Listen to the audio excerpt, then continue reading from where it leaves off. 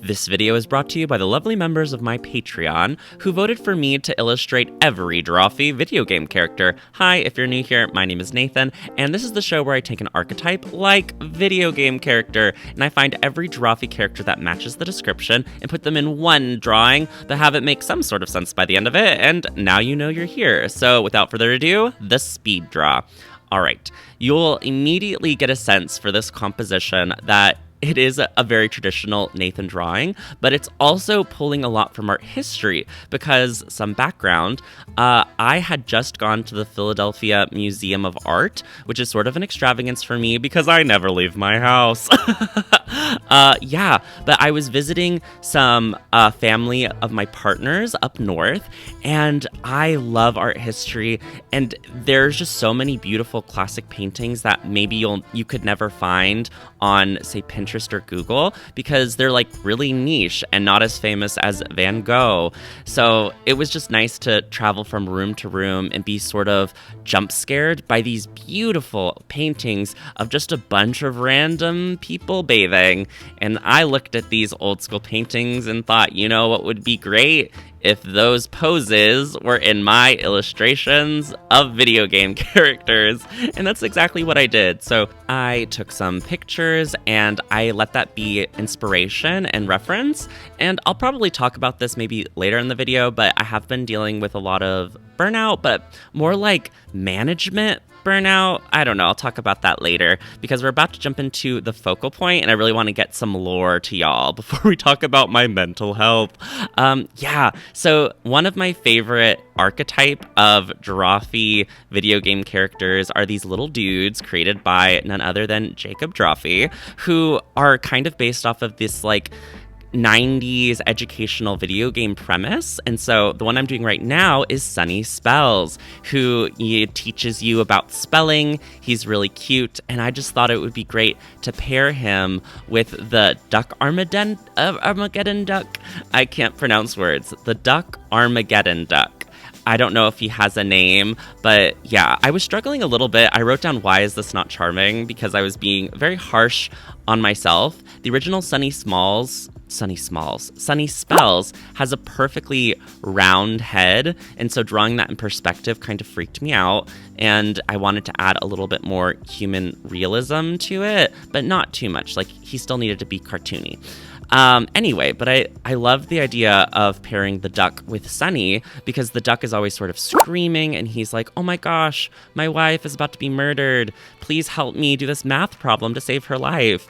And Sunny is just such a cute little guy that I imagine this would give him such an anxiety attack. And I just wanted to draw huge Ghibli tears and a line of snot coming out of Sunny, who, you know, has to rearrange the letters and the word death to make alive, which is impossible. So he's really freaking out and yeah, going through it in this moment. I imagine the concept behind these three characters is that they come from the third video game installment of the Duck Armageddon franchise. We know that in the sequel, he, I guess, joins the military or something. He's wearing camo and this hard hat. And yeah, I wanted him in another third occupation, so I put him in the Navy. That way he can wear a sailor suit because why not? Iconic. We need to have a change of outfit as the franchise expands. And it also makes sense because he's looking off screen to the characters in the boat. And those are the people who maybe he's sailing with and they're part of his team that need to help him save his wife because he always has to save his wife. The stakes have never been higher though, because this is sort of the equivalent of the Fallen Hero timeline in The Legend of Zelda, which I believe was like the offshoot of the Wind Waker games after Ocarina of Time. Correct me if I'm wrong in the comments down below. But in this third installment of the video game, you actually didn't save his wife in the sequel. And so because of that, you now have to resurrect her. And we're pulling out all the big guns. We have a spelling wizard and other heroes off camera that'll hopefully, by the end of this, be able to save his wife. And yeah, I just thought that this was very fun. I enjoyed the kind of bombastic nature of it. It was just so, you know, kind of crazy. And now here we get to see the people who he's sort of yelling at. And so I don't remember if this character has a name, but he's from a very recent Drawfee video, which they designed these video game characters, and he's another Jacob drawing.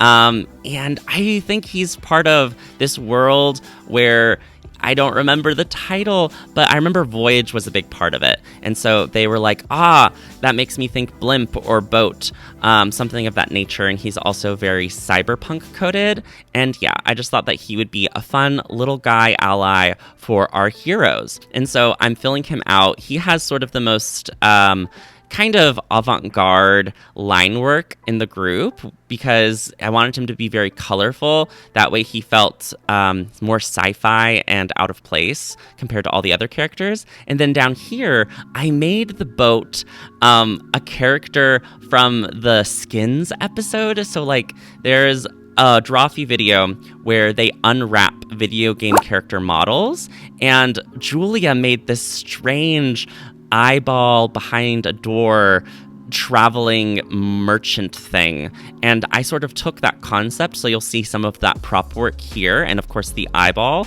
but I just made it a boat because it can travel around, and it was a good way to tie in all of that video game knowledge. And then back here is the wolf who they kill his wife, he take their life, who is of course motivated because they took his wife. He wants his wife back and he couldn't save her, so he wants to save Duck's wife because there's a chance. I just think that's so cute. I don't know why there's always so much of these same kind of tropes through Jacob drawings, but I don't know. It's really fun in these videos to find that kind of synergy and pair the characters together. Here I'm just adding some fun paintings on this boat to sort of give it more dimensionality, and I don't know, it felt very Greek because they would paint these giant eyes on their boats and they would be very well decorated. So I just sort of followed my nose for the fruity taste that shows. I don't know why I'm quoting Toucan Sam now, but we've gone over here to some really deep cuts. These are back from when Caldwell was on the Chanel. And yeah, I don't know much about these fellas, except their designs are very funny. In the painting that I'm referenced from Philadelphia, there were these like 3 horsemen of the apocalypse-esque figures that I was like, what the heck? They're blowing trumpets. I'll cast those weird deep cuts back here on these horses, which is always very fun to do. I'm absolutely obsessed with the man who has like this weird saw for an arm. It's just so funny. I find him delightful. He's the perfect level of camp. I think he's iconic. I can't get over him. And then the guy next to him is just sort of very Conan, but also He-Man coded, which is very fun. Drawing these horses was actually very nostalgic for me because I actually really enjoy drawing horses, which is a sentiment I think I'm in the minority opinion amongst a lot of my artistic peers. But I have this distinct memory of being in middle school and we were outside doing some sort of activity, but we were drawing with chalk and I was drawing a horse for some reason. And this girl came up to me and was like, wow, you're such a talented artist. That looks like a real horse. You are so cool. And that dopamine hit definitely set off a trajectory for my life. I don't know about you. I guess that's sort of a good segue into like when drawing this image, there were some points that were so fun and so nostalgic, and then other points I was not having fun. It was not a good time. I was so stressed out, and I really did not want to even look at YouTube or look at numbers or look at this file for this illustration, even though these horses are so beautiful. Look at their 3 distinct personalities. It's kind of serendipitous that I'm about to draw Karina. This is from a video where she and Nathan drew themselves as final bosses of a video game, so maybe she's the big bad and is the one who killed the duck wife. I don't know. I'll never tell. But yeah, back to my more serious note. Seeing Drawfee and their like raw emotions and truth on one of their recent Twitch streams where they came out and were like, yes, we feel jealous of other artists too. We feel burnout. We compare ourselves to others, and we don't like the way that sort of the scope of the industry of like being a YouTuber fosters this mindset. And yeah, I don't know. I often contemplate, like, why did I become a YouTuber? And it was because I have a very set skill set. I can write stories, I can illustrate, And that's about it. Recently I just wasn't making enough money to pay rent from YouTube and Patreon, so I had to take a part-time job working on a live action film set, which is, I discovered very quickly that it wasn't good for my mental health. I just really wish I could get a job, in my field, either like drawing a comic with a publisher or as a storyboard artist on some animated show. And obviously, if I got a job like that, it would impact this channel. But I would be able to survive. I don't know. And I would still make videos. So I think besides trying to grow this channel to get to the point where I don't need to have a part-time job and I can actually use these skills that I've been honing for all these years, I think I'm going to try to make this channel more project-based, where, like Deep Blue Ink does these beautiful animations, and they're sort of these long-term projects, so he uploads less frequently. I think I want to keep uploading lots of videos, but just have them all be updates on what I'm doing, and I'm sort of explaining the behind-the-scenes, kind of what I'm always striving for, because I have all these stories that I want to tell, and I want to become an even more next level artist. Like, I really do want to get into animation. It's always been a dream of mine. I remember being a little kid and wanting to be a storyboard revisionist for Cartoon Network. And it's just so disheartening seeing the way that Warner Brothers has sort of gutted Cartoon Network and how little jobs there are in the industry. And, I don't have a lot of experience with storyboards. You need storyboards to get a storyboarding job. That's just how it works. So, yeah, I want to take you all along that journey. I want to show you my bad storyboards and my bad animations and be so proud that I attempted it. Like, I don't want to look back on my life and was like, wow, you never really went for it. I want to go for it. And I want to take you with me. And then I'll draw some even better art. And then maybe there'll be good storyboards and good animations. I don't know. And I want to document that whole process for y'all and for myself and just share the whole thing, because that's what I feel like I need to do for my soul and my sanity and also channel growth, because what I'm doing right now is she's not cutting it. And people love animations. So hopefully this will be a good window. Everybody's pissed. Elmo Thunder Baseball. That's me. I'm him. Big mood. I want to take you all with me as I do the thing. I still have some Drawfee style videos in the works in my back queue that I need to release, so there'll be a little bit more of the same at first, but then I want to show that transition and the process of like doing some big projects. The first one being, I want to make an animated short film. I've said this on my Patreon before, but now I'm saying it in live and public. It's not live, this is pre-recorded, but yeah, just letting you all know where I'm at, because I need a job. I need a job to pay the bills. It's really difficult to do that with the state of my channel at the moment. And even if the channel doesn't grow to the point where this can be my full-time gig, if I start doing some larger project-based YouTube content, then I can build up my portfolio and maybe I can apply for some big old jobs and get big boy job and still do YouTube on side, but have big boy job and art pay for housing, which is always something that we love. Should I talk about the Beach Babes? They have their own video. I'll link it down below if you don't recognize some of the OCs. Shout out to this comment where the person was like, this dude, twink with the big butt, should be this octopus that has glowing rings and they only show up when he's embarrassed. I think that's great. Somebody write fan fiction of him and Monarch kissing and then tag me in it. Tag me on what? I don't know. I have an X and other platforms. But yeah, now we're just drawing another OC of mine.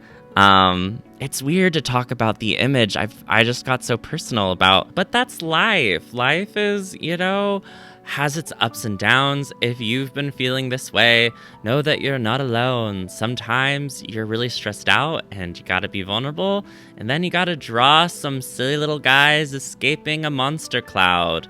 That's just how it is. It's absurd, but it's also delightful. I am an optimist at the end of the day, which I don't know how healthy that is, but I do tend to think that things will work out, and I'll be okay. I'm not alone. I have beautiful queer allies.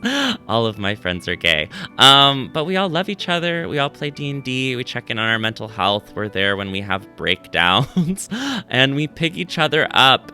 And I think that's beautiful. And that's more than some people have. So I gotta be thankful for what I got and not take anything for granted, including you, my lovely followers.